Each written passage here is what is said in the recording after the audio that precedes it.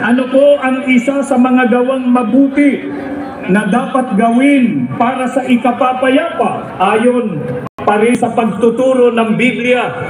Ipagpauna ng isa't isa ang iba. Batayan sa Roma 12:10. Ang sabi pa, huwag lamang ang sarili ninyong kapakanan ang inyong isipin, kundi ang kapakanan din ng iba.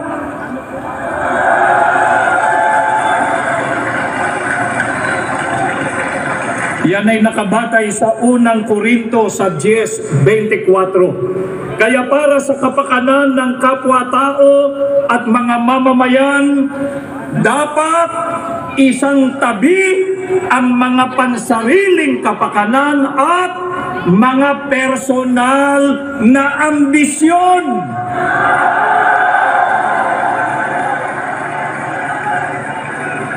Alang-alang sa mahal nating bansa, dapat magkaisa. Iwasan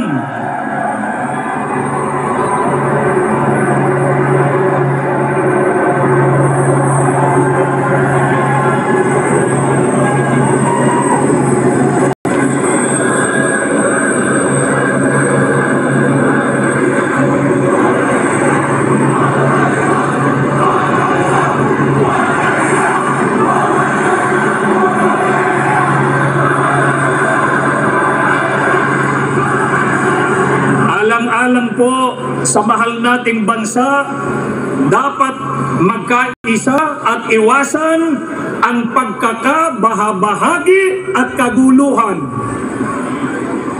Bakit po dapat iwasan ng mga leader ng bansa ang pagkakabahabahagi at kaguluhan? Kapag nagkakabahabahagi tayo, ay hindi po maisusulong ang kapayapaan.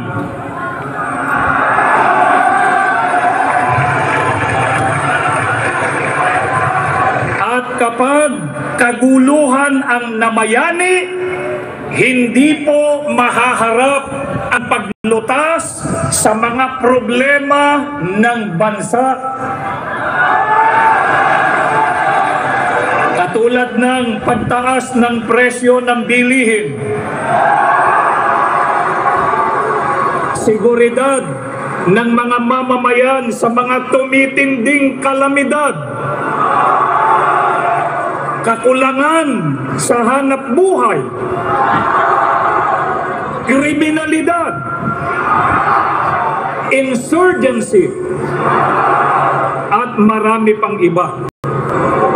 Ang mga ito'y nakapagpapalala lamang sa krisis pang-ekonomiya at nagpapabigat sa mabigat ng kalagayan ng pamumuhay ng karaniwang Pilipino.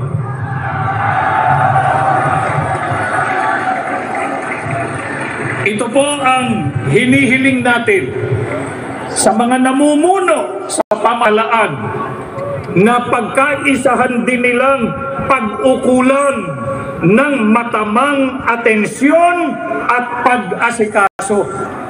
Sa halip na bangayan ang kapakanan ng Pilipinas na ang pag-ukulan nila ng pansin at panahon.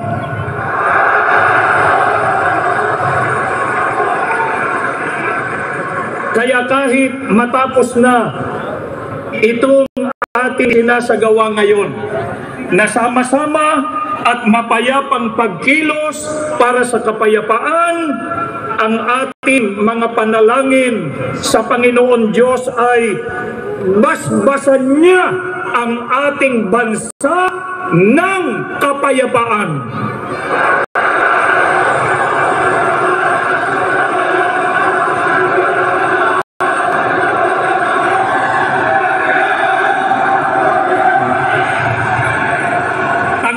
Nawa niya ang kaisipan ng mga namiminuno sa ating bansa upang balikatin nila ang kanilang sinumpaang tungkulin na siyang dahilan Kaya sila inihalal ng taong bayan. Maraming salamat po sa inyo.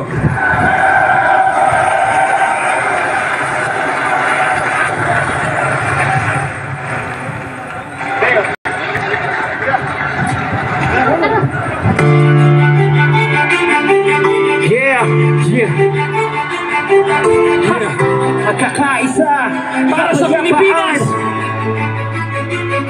Taong bayan ay unahin at dapat magkaisa.